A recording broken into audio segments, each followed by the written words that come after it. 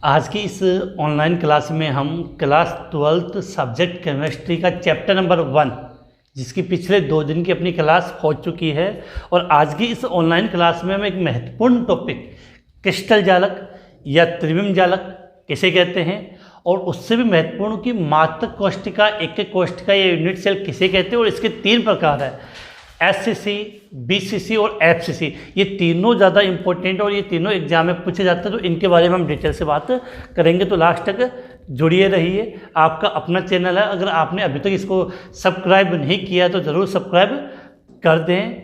Booster tagline, उसके बाद हम अपनी क्लास स्टार्ट करते हैं कि अभी सूरज डूबा नहीं, अभी सूरज डूबा नहीं, जरा सी शाम तो होने दो, अभी सूरज डूबा नहीं, जरा सी शाम तो होने दो, मैं खुद लौट जाऊंगा, मैं खुद लौट जाऊंगा, मुझे नाकाम तो होने दो, मैं खुद लौट जाऊंगा, मुझे नाकाम तो होने दो, मुझे बदनाम करने का बहाना ढूंढते क्यों हो, मुझे बदनाम करने का बहाना ढूंढते क्यों हो, मैं खुद बदनाम हो जाऊंगा, मैं खुद बदनाम हो जाऊंगा, पहले मेरा नाम तो होने दो, पहले मेरा नाम तो होने दो। इसी टैगलाइन के साथ आज की क्लास हम स्टार्ट करते हैं।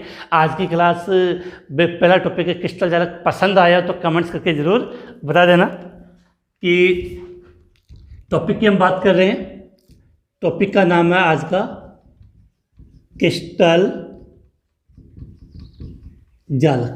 क्या लिखा है? क्रिस्टल जालक, या जिसको हम त्रिविम जालक कहते हैं। क्रिस्टल एक्टिक इंग्लिश में चाहो तो आप बोल सकते हो। तो अगर हम इसकी बात करें तो पहले हम इसकी परिभाषा लिख लेते हैं, फिर इसको मैं समझा देता हूं आपको डिटेल से कि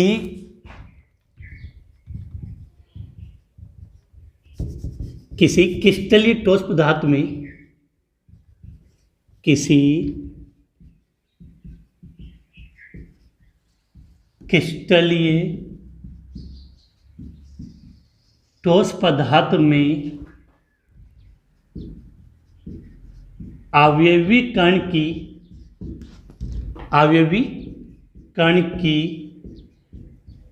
त्रिविम में, अवयवी कण की त्रिविम में निश्चित ज्यामिति व्यवस्था को क्रिस्टल जालक कहते हैं। अभी हम समझेंगे डिटेल से इसको कि सबसे पहले हमने लिखा कि क्रिस्टल जालक या त्रिविम जालक किसे कहते हैं। तो किसी भी क्रिस्टलीय ठोस में जो अवयवी कण होता है वो त्रिविम में एक निश्चित ज्यामिति में व्यवस्थित होता है, जिसे हम क्रिस्टल जालक कहते हैं। साइड में आपको एक डायग्राम नज़र आ रहा होगा, उस डायग्राम से इसका आप एक मूल्यांकन कर सकते हो और इसको बनाना कैसे वो भी मैं समझा दूँ। जैसे हम समझते हैं कि क्रिस्टल जालक को हम रिप्रेजेंट कैसे करते हैं, तो सीधी सी बात है कि आपने छोटी क्लासों में घर बनाना सीखा होगा, तो उसी को हम यहाँ सीख रहे हैं।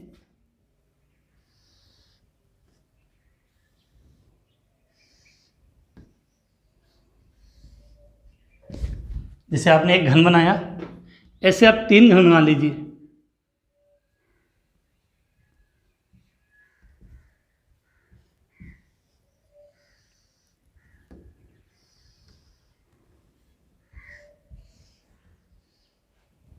दो हो गया, एक को बना लेते 3।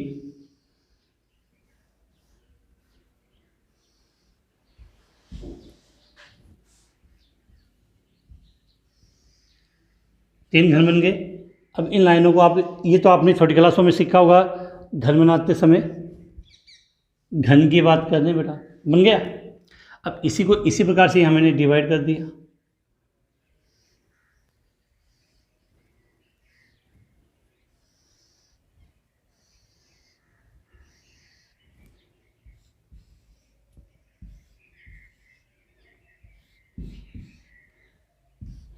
इसको हम क्या बोल सकते हैं? क्रिस्टल जालक। तो इसको हम क्रिस्टल जालक कह रहे हैं। तो इस प्रकार की जो व्यवस्था होती है उसको हम क्या कहते हैं? क्रिस्टल जालक कहते हैं। अब इस क्रिस्टल जालक में फिर से मैं रिपीट कर दूं कि किसी क्रिस्टलीय ठोस में अवयवी कण की त्रिविम में जो निश्चित ज्यामिति व्यवस्था होती है उसे हम क्रिस्टल जालक कहते हैं। क्रिस्टल जालक को आप क्या बोल सकते हो? त्रिविम जालक कह सकते हैं। अब यहाँ से एक जानना कि क्रिस्टल जालक के अंदर आपने ये क्या लिखा है कि जो आपने यहाँ पर क्रिस्टल जालक शब्द लिया है, क्रिस्टल जालक में जो आवेवी कणों को हम बिंदुओं के द्वारा दर्शाते हैं उनको क्रिस्टल बिंदु, जालक बिंदु कहते हैं। क्या कहते हैं? जालक बिंदु। कभी बार क्वेश्चन आ जाता है कि इसमें कितने जालक बिंदु, हम आगे पढ़ेंगे इसके बारे में। तो यहाँ से आपको एक बात याद करनी है कि क्रिस्टल जालक में आवेवी कणों को, क्रिस्टल जालक में आवेवी कणों को बिंदुओं के रूप में दर्शाया जाता है। क्रिस्टल जालक में आवेवी कणों को बिंदुओं के रूप में दर्शाया जाता है जिन्हें जालक बिंदु कहते हैं, जिन्हें हम क्या कहेंगे? जालक बिंदु। अब बेटा यहाँ से आप एक चीज़ और समझने की कोशिश करना, जैसे हम यहाँ से एक क्रिस्टल को अलग कर लेते हैं। अगर आप गौर से देखो तो इसके स्ट्रक्चर में बहुत सारे आपको क्रिस्टल नज़र आ रहे हैं। तो इनमें से हम एक क्रिस्टल को, जैसे ये क्रिस्टल मैंने यहाँ पे ले लिया,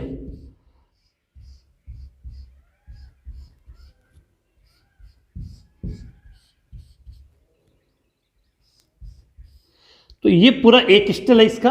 तो ऐसे क्रिस्टल जालक में से ये जो स्ट्रक्चर मैंने रेड पेन से की है, इससे इसकी पूरे का निर्माण हुआ है, उसको हम क्या बोलते हैं? ये ज़्यादा इंपॉर्टेंट है, जो अपना नेक्स्ट टॉपिक है। एक शब्द आता है मात्रक कोष्टिका।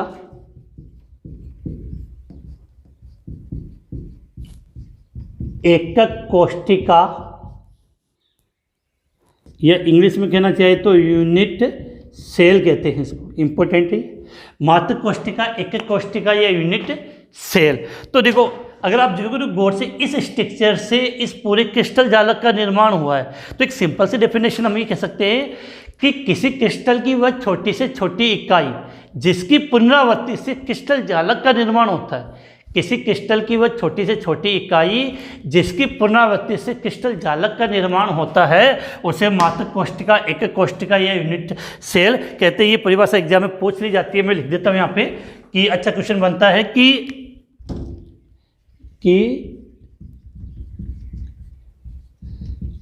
क्रिस्टल जालक की वह छोटी से छोटी इकाई जिसकी पुनरावृत्ति से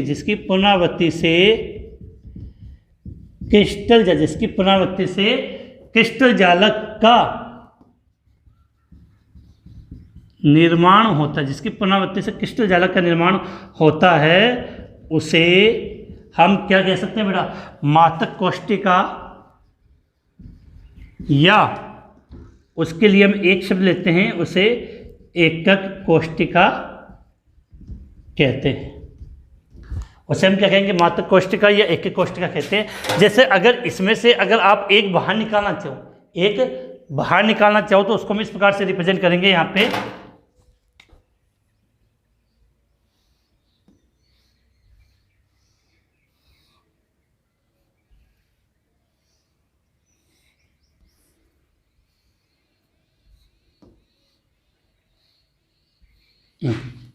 तो आप अगर थोड़ा सा, चलो नीचे आ गए क्या, थोड़ा इसको ऊपर बना लेते हैं कि साफ साफ आपको स्पष्ट नज़र आ जाए।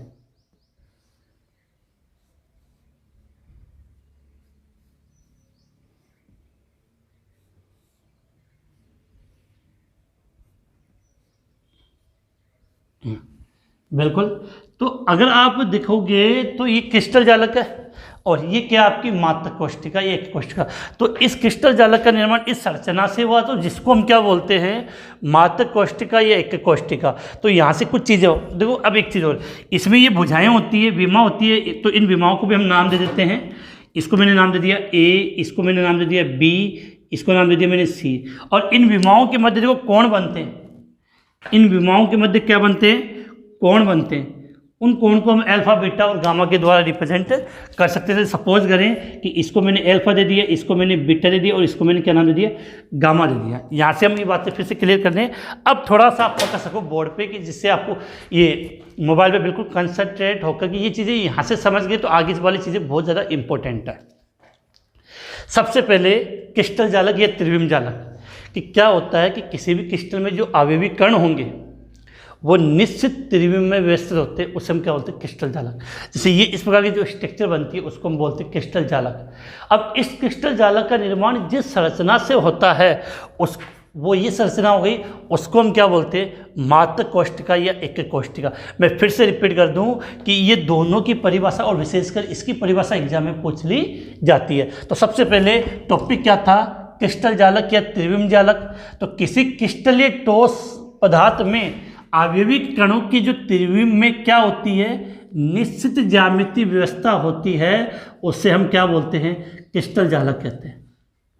ठीक है। अब यहाँ से इसी क्रिस्टल जालक का दूसरा नाम क्या होता है, त्रिविम जालक होता है। इसी क्रिस्टल जालक का दूसरा नाम क्या होता है, त्रिविम जालक होता है। क्रिस्टल जालक में आवयवी कणों को, जैसे ये क्रिस्टल जालक मान एक संरचना थी, यहाँ पर जैसे ये बिंदु दर्शाते हैं, ये बिंदु इस प्रकार से क्रिस्टल जालक में जो आवयवी कण होते हैं उनको हम किसके द्वारा दर्शाते हैं, बिंदुओं के द्वारा दर्शाते हैं। तो क्रिस्टल जालक में जो आवयवी कणों को जो हम बिंदुओं के रूप में दर्शाते हैं, उन बिंदुओं को हम क्या कह सकते हैं, जालक बिंदु।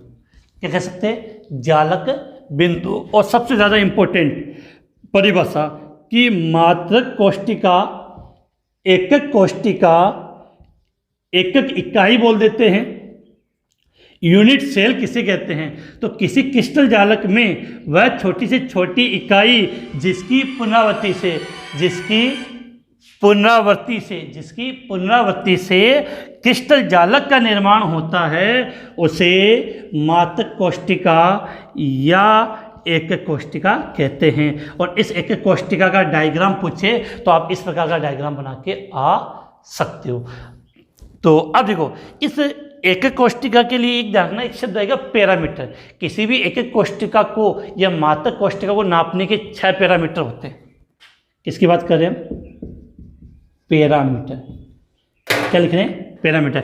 एकक कोष्टिका को मापने के लिए क्या होते हैं, पैरामीटर। कितने पैरामीटर होते हैं, 6 पैरामीटर। अब 6 पैरामीटर कौन से, 3 तो भीमाएं होंगे, ए बी सी, मतलब भुजा हो गई ए बी और सी, और 3 इनके मध्य कोण होंगे, अल्फा बीटा और गामा। तो किसी भी एकक कोष्टिका को मापने के जो पैरामीटर होते हैं वो कितने पैरामीटर होते हैं, 6 पैरामीटर होते हैं।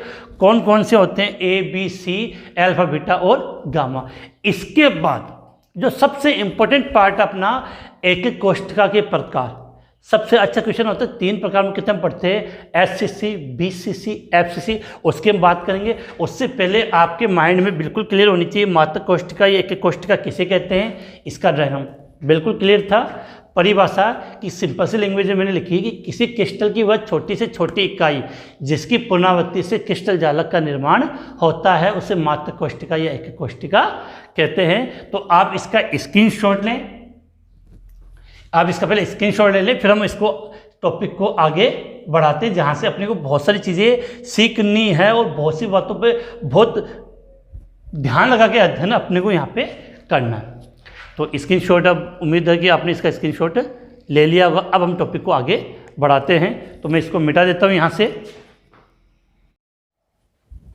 तो इसको यहाँ से मिटा देते हैं। इसके बाद टॉपिक को थोड़ा सा अच्छे तरीके से समझते हैं, यहाँ से अपने काफ़ी अच्छे से क्वेश्चन बनेंगे जिनकी हम बिल्कुल। अब देखो, आगे हम बात करें कि क्रिस्टल जालक क्या है, वो तो आपका कंसेप्ट क्लियर था। फिर हमने बात की थी मात्रक कोष्टिका, यूनिट सेल। यहाँ से आपको शब्द पकड़ के चलना, क्योंकि यहीं से क्वेश्चन जो अपने बनते हैं, तो मैं वापस से लिख रहा हूँ अपना टॉपिक का नाम कि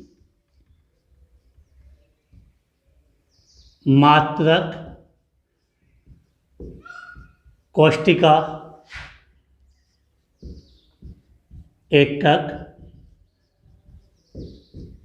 कोष्टिका, और इंग्लिश में बात करते हैं यूनिट सेल। तो बात क्या कर रहे हैं, मात्रक कोष्टिका, एकक कोष्टिका या यूनिट सेल। अब इसको समझने से पहले हमने एक डायग्राम बनाया था, घन की बात की थी। घन की हम एक बार समझ लेते हैं घन के रूप में। तो यहाँ से आपको 3-4 चीज़ें समझनी। एक तो कोने, किनारे, फलक और केंद्र। तो एक सिंपल सा हम डायग्राम यहाँ बना लेते हैं जिससे काफ़ी चीज़ें आपकी क्लियर हो जाए कि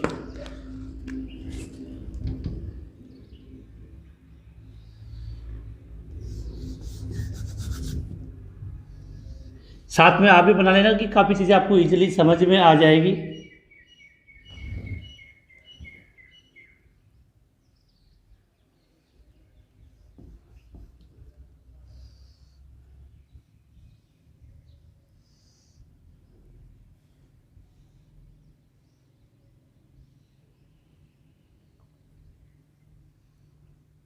देखो, ये हमने एक घन बनाया। इस घन की जब हम बात करते हैं तो इसको यहाँ से आप कुछ चीज़ें समझने की कोशिश करो कि कोई भी घन होगा उसमें अपनी को 4 चीज़ें याद करनी है यहाँ पे। एक तो उसमें जो घन बनाया है उसमें जो बातें हमें याद करनी है, एक तो उसमें कोने कितने होंगे, दूसरा उसमें फलक कितने होते हैं, तीसरे उसमें किनारे, और चौथा उसमें केंद्र कितना होगा, केंद्र बिंदु। तो इन चारों को हमें समझना है। तो देखो, कोई भी घन लोगे, जैसे एक एग्जाम्पल की हम बात करें, घन तो नहीं है लेकिन अपने पास ये अवेलेबल है। इसको अगर हम समझना चाहें तो इसके कोने काउंट करोगे तो आपको साफ समझ में आ रहा है कि जैसे मैंने यहाँ पे लिया 1 2 3 4, 4 तो इधर है और 4 ये इधर है, तो 8 हो गए। तो किसी भी घन की बात करें तो घन को अगर हम चाहे कोने को दर्शाना चाहें तो देखो, ये 1 2 3 4 5 6 7 और 8। तो किसी भी घन की बात करें, किसी भी जब मात्रक कोष्ठिका की जब हम बात कर रहे हैं तो आपके माइंड में बिल्कुल बात क्लियर होनी चाहिए कि किसी भी घन के अंदर ये जो मात्रक कोष्ठिका हमने बात छेड़ी है उसके अंदर कोनों की संख्या कितनी होती है, 8 होती है। कोने कितने होते हैं, 8 होते हैं। बिल्कुल क्लियर होनी चाहिए। किसी भी घन के अंदर या मात्रक कोष्ठिका की जब हम बात करें तो उसमें कोनों की संख्या कितनी होगी, 8 होगी। कोनों की संख्या, कोने बोलते हैं आप, कितने होंगे, 8 होंगे। अब बात करते हैं फलक। फलक का मतलब क्या होता है कि ये जो सपाट सतह होती है इसको आप क्या बोलते हैं, फलक। तो अगर आप गौर से देखोगे तो देखो 1, दूसरी इधर, तीसरी ये 4, तो 4 तो ये 5वीं सामने और 6ठी पीछे। तो किसी के भी अगर हम फलक की बात करें तो फलक कितने होते हैं, 6। अब फलक को कैसे समझोगे, देखो वो मैं यहाँ पे समझाता हूँ। जैसे ये 1 2 3 4 हो गए। अब एक फलक तो आपने कहा है सामने, जो सामने की तरफ है, और एक किधर है, पीछे की तरफ। तो किसी भी एक कोष्ठिका की बात करें, घन की बात करें, तो उसमें फलक की संख्या कितनी होगी, 6 होगी। कितनी होगी, 6 होगी। याद कर लेना, कोने कितने होंगे, 8, फलक कितने होंगे, 6। अब किनारों की बात करें तो किनारों का मतलब होता है कोर से। कोर की बात करें तो कोर को अगर आप गौर से देखो, ये एक कोर है यहाँ पे, ये दूसरी कोर, ये तीसरी कोर और ये चौथी कोर। तो 4 कोर इधर है, 4 कोर इधर, कितनी हुई, 8 9, और ये 10 और 2 उधर, 12। तो किसी भी घन के अंदर किनारे की बात करें, किनारे की जगह आप कोर शब्द ज़्यादा कंफर्टेबल रहेगा तो हम कोर लिख देते हैं। कि किसी भी कोर कितनी होती है तो बिल्कुल माइंड में क्लियर होनी चाहिए कि कोर की संख्या कितनी होगी, 12 होगी। कोर की संख्या कितनी होगी, 12 होगी। इसको अगर आप समझना चाहते हो तो समझ लो। देखो 1 2 3 4 5 6 7 8, ये 8 कोर हो गई। अब देखो 9 10 11 और 12। तो किसी भी घन में या मात्रक कोष्ठक एक कोष्ठक की बात कर रहे हैं तो उसमें कोर की संख्या कितनी होगी, 12 होगी। आप अपने पास एक घन मिल जाए बिल्कुल, तो वहाँ से घनाभ मिल जाए तो उसको आप एकदम तरीके से उसको एनालिसिस करें ना, आपको इसके। अब केंद्र तो बिंदु एक ही होता है, केंद्र का मतलब सेंटर बिंदु। तो सेंटर बिंदु सदैव कितना होगा बेटा, 1 होगा। सेंटर कितना होगा, 1, क्योंकि सेंटर तो बिल्कुल बीच में होगा। तो ये तो सदैव कितना होगा, 1 होगा। तो आपको जब हम ये टॉपिक स्टार्ट करते हैं, अभी जब हम आगे पढ़ेंगे तो ये चीज़ें क्लियर होनी चाहिए। किसी भी घन की हम बात करें तो उसमें कोने कितने होंगे, 8, फलक कितने होंगे 6, कोर कितनी होगी 12, और उसमें केंद्र बिंदु कितना होता है 1 होता है। अब यहाँ से एक चीज़ और मैं आपको यहीं बात कर लेते हैं कि जब कोई अवयवी कण होगा वो कोने पर भी हो सकता है, फलक पर भी हो सकता है, कोर पर भी हो सकता है और केंद्र पर भी हो सकता है। तो यदि कोई अवयवी कण कोनों पर है, तो अगर सपोज करो कि कोई अवयवी कण आ गया, उस अवयवी कण को जैसे मैंने यहाँ ये रिप्रेजेंट किया, ये अवयवी कण आ गया, तो इस अवयवी कण का कितना हिस्सा इस घन में आएगा और कितना बाहर रहता है। तो सीधी सी बात याद करनी कि किसी भी कोने पर यदि कोई अवयवी कण है तो उसका 1/8 1/8 उसका कितना हिस्सा उसके अंदर रहता है 1/8। अगर फलक की बात करें तो फलक सीधी बात है 1/2, फलक पर उसका हिस्सा कितना होता है 1/2, कोर पे 4 होता है तो 1/4, और केंद्र में पूरा 1 होता है।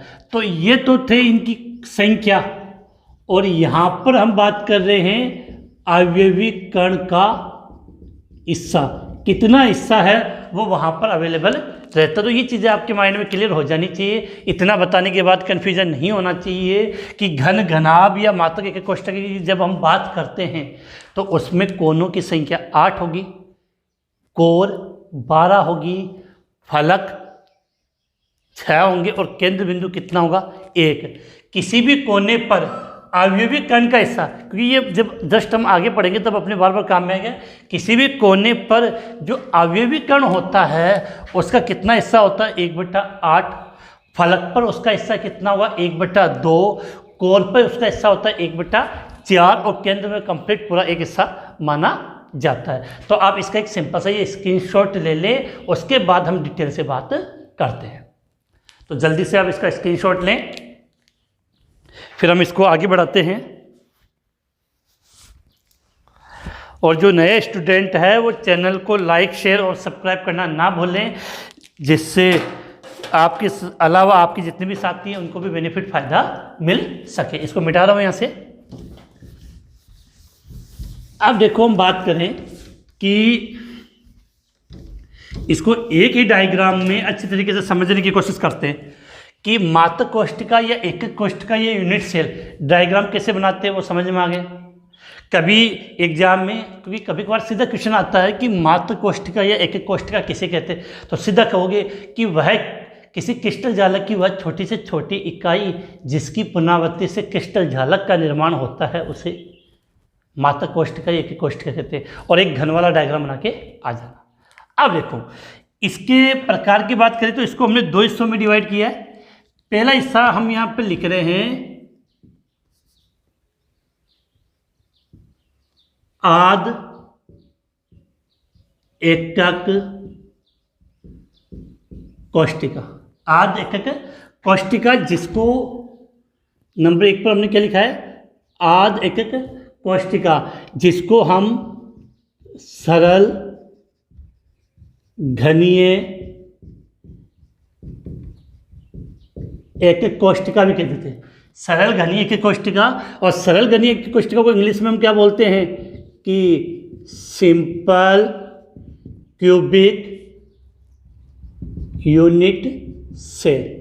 क्या बोल दिया, सिंपल क्यूबिक यूनिट सेल। अब यहाँ से आप एक शब्द को गौर कर लेना जो मैं चीज़ें बताना चाह रहा हूँ कि ये एस, सी और सी ये चीज़ें लिए तो आद एकक कोष्ठिका या सरल घनीय एकक कोष्ठिका होती है, उसको शॉर्ट में हम क्या बोलते हैं, SCC। क्या बोलते हैं, SCC। बिल्कुल समझ में आ रही होगी बात, बिल्कुल पकड़ लेना, छोड़ना नहीं है। और हमने पहले बात की केमिस्ट्री को तब तक नहीं छोड़ेंगे जब तक वो समझ में ना आ जाए, तब तक फिंगर्स पर अंगुली पर याद ना हो जाए कि आद एकक कोष्ठिका। मात्रक कोष्ठिका का पहला प्रकार कौन सा है, आद एकक कोष्ठिका, या जिसको हम क्या बोलते हैं, आद को इंग्लिश में बोलते हैं प्रिमिटिव यूनिट सेल, या क्या बोल सकते हो आप सरल घनीय एकक कोष्ठिका। अगर हम सरल घनीय एकक कोष्ठिका की बात करें तो इसको इंग्लिश में क्या कहा जाता है, सिंपल क्यूबिक यूनिट सेल। क्या कहेंगे, सिंपल क्यूबिक यूनिट सेल। और सिंपल क्यूबिक यूनिट सेल का अगर पहला अक्सर काम में लोगे तो इस एस, इसको हम शॉर्ट में बोल देते हैं SCC। एग्जाम में क्वेश्चन आता है SCC का पूरा नाम लिखिए, SCC का पूरा नाम लिखिए, तो क्या लिखोगे कमेंट्स में लिख दो, जल्दी से लिख दो, जिससे मुझे भी पता चल जाए कि कौन कौन वॉचिंग कर रहा है इस समय यहाँ क्लास पे। सरल घनीय एकक कोष्ठिका, चाहो तो इंग्लिश में बोल सकते हो सिंपल क्यूबिक यूनिट सेल। अब बात आएगी सर इसकी परिभाषा, तो पहले हम इसकी संरचना समझते हैं। तो संरचना के लिए डायग्राम समझना कि जैसे हमें पहले एक एक कोष्ठिका बनाओ, तो एक एक कोष्ठिका का हम एक सिंपल सा यहाँ डायग्राम बनाते हैं।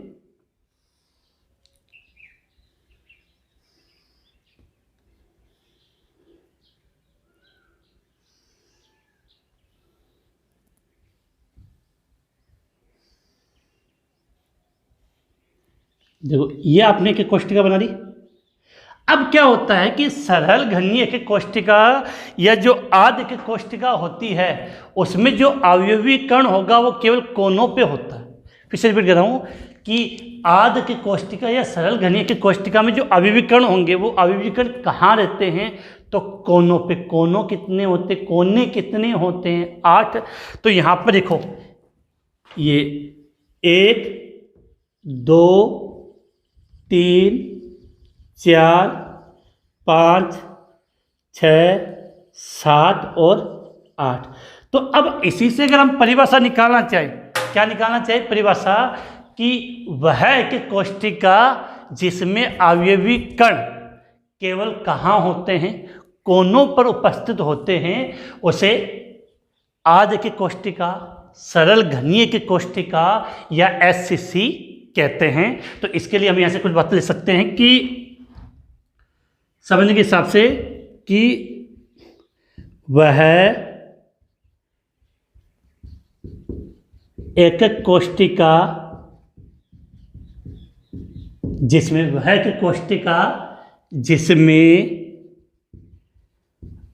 अवयवी कण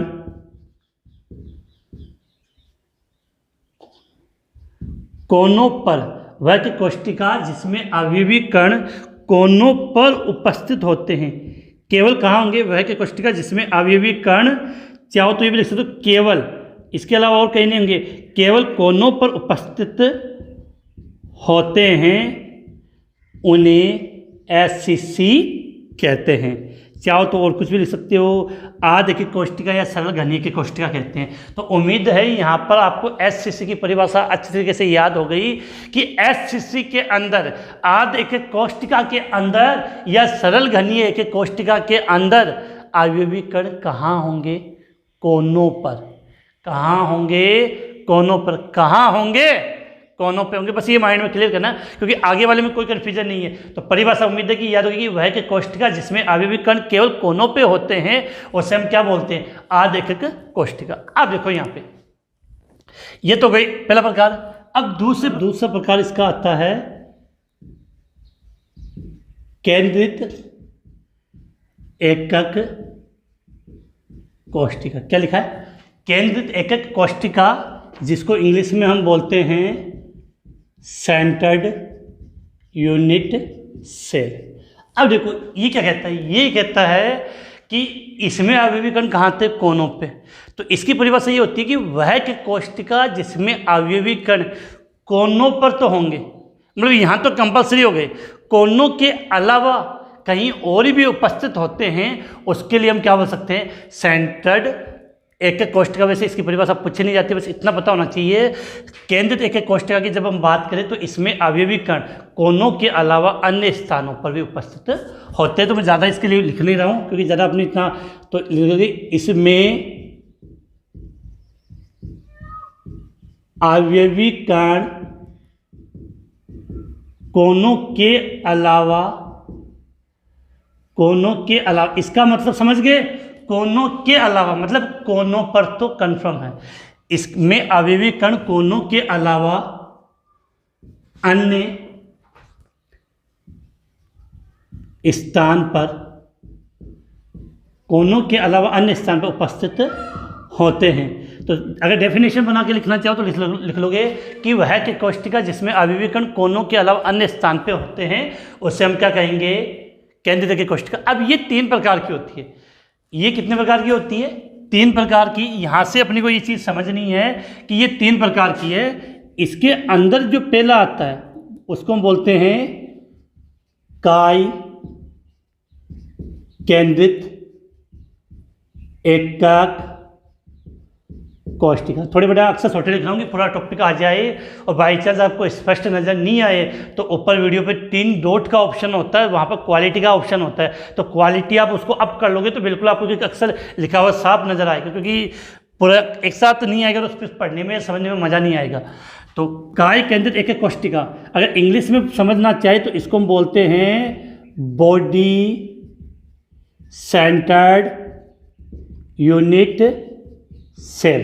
एक तो गया काय केंद्रित एकक कोष्टिका, काय केंद्रित एकक कोष्टिका। दूसरे की बात करें तो दूसरे को हम बोलते हैं फलक केंद्रित एकक कोष्टिका। क्या नाम दिया?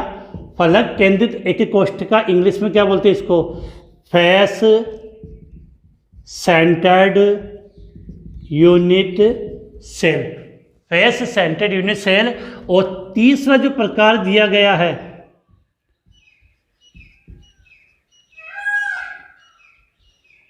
अंतः केंद्रित एकक कोष्टिका। इंग्लिश में बोलते हैं इसको end centred unit cell, end centre unit cell, ये बोलते हैं अंतः है। तो इसको शब्द को समझ लेना है,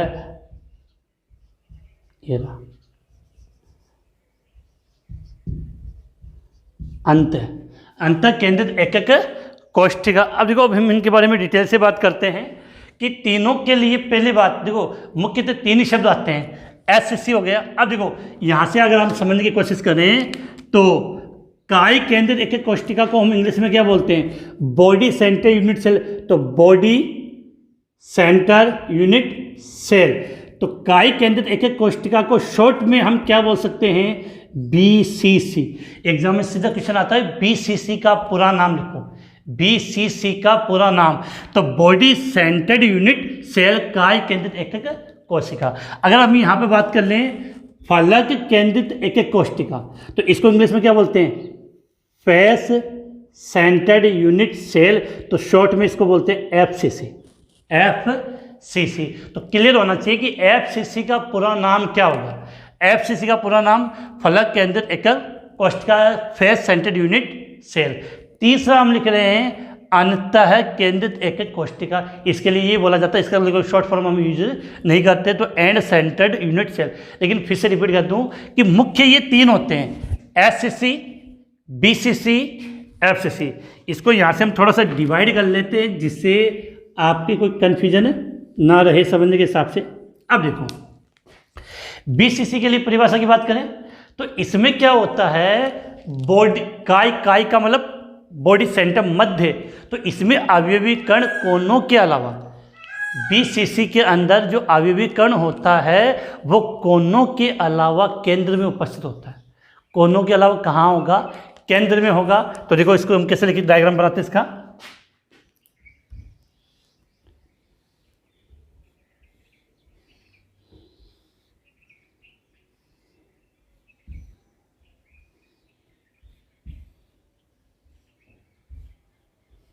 ये डायग्राम बन गया। अब ये बात तो हमने कंफर्म कर दी कि कोई भी ये जो जितने भी हम केंद्र रेखा कोष्टिका पढ़ रहे हैं इन सब में अवयवी कण कोनों पर तो होंगे, कोनों के अलावा कहाँ होंगे? तो पहले तो बना दो कोनों पर, ये तो होगी कोनों पे। आप वाली भाषा बोले ना कोणों, कोणों बोलिया कर, बब आता कोनों पर। तो अब देखो इसके अलावा इसमें अवयवी कण कहाँ होता है? केंद्र में होता है। क्या होता है? केंद्र में होता है। अब आती परिभाषा, तो क्या बोलेंगे?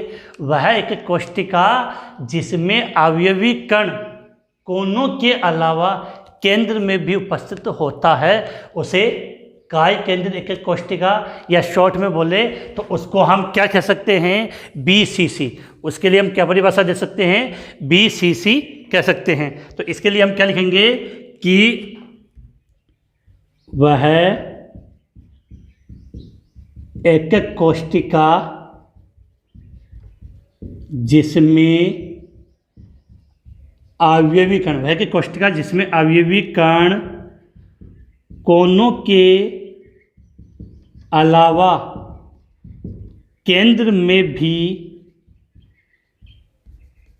कोनों के अलावा केंद्र में भी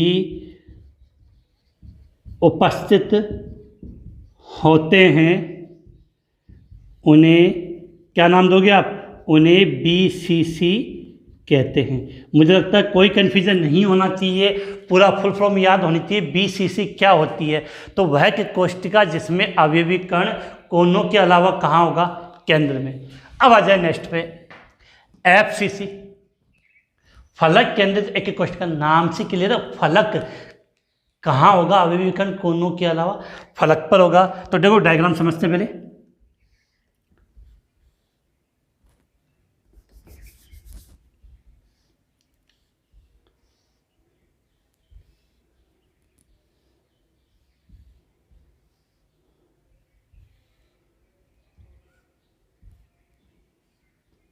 तो देखो पहली बात कि इसमें अवयवी कण कहाँ होंगे?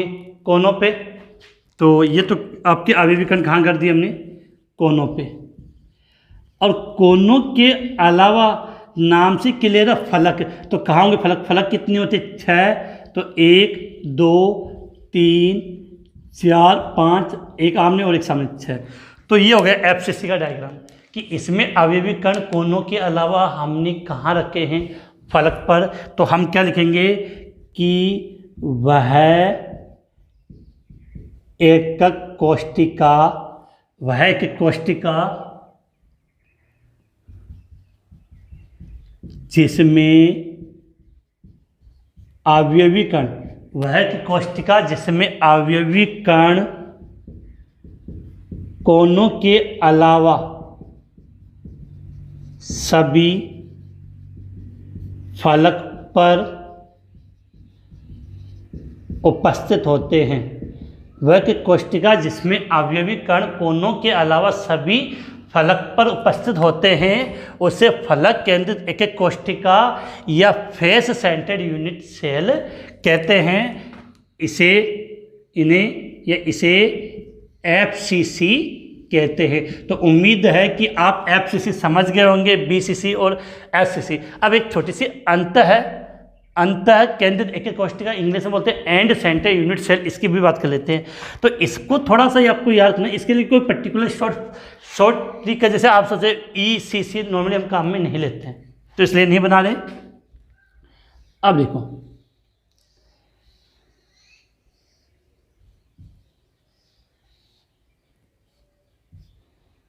पहली शर्त तो वही है कि अवयवी कण कहाँ होंगे? कोनों पे होंगे। थोड़ा सा इसको वापस से रंग से बना लेते हैं।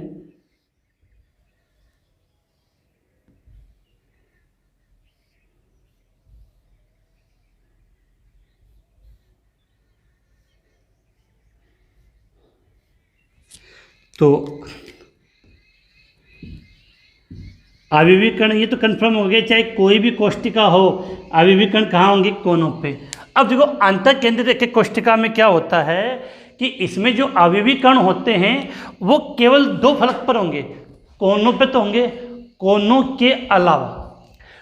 के अलावा जो अवयवी कण होते हैं वो केवल कहाँ होंगे? फलक पर होंगे। और कितनी फलक पर? 2 पे। और वो भी 2 फलक आमने सामने का मतलब इस पे ये इस पे हो सकता है, इस पे ये इस पे, एक सामने और एक पीछे वाले पे। तो आमने सामने वाले किसी भी फलक पर 2 अवयवी कण होंगे। तो कोनों के अलावा जैसे एक रिप्रेजेंट कर रहा हूँ, तो एक को मैंने यहाँ रिप्रेजेंट कर दिया और एक को मैंने यहाँ रिप्रेजेंट कर दिया, उसको हम क्या बोल सकते हैं? अंतः केंद्रित एकक कोष्टिका। तो क्या परिभाषा हो जाएगी? लिख दें यहाँ पे कि वह एकक कोष्टिका जिसमें अवयवी कण कोनों के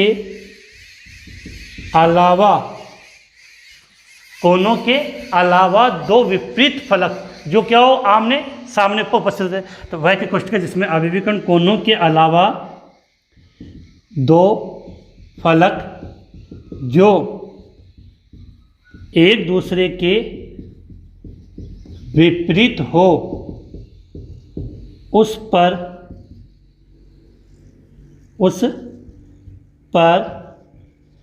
उपस्थित होते हैं, उसे क्या बोलोगे? उसे अंतः केंद्रित एकक कोशिका कहते हैं। उसे अंतः केंद्रित एकक कोशिका कहते हैं। जल्दी से आप इसका स्क्रीनशॉट ले लें जिससे हम इसके आगे की बात कर सकें।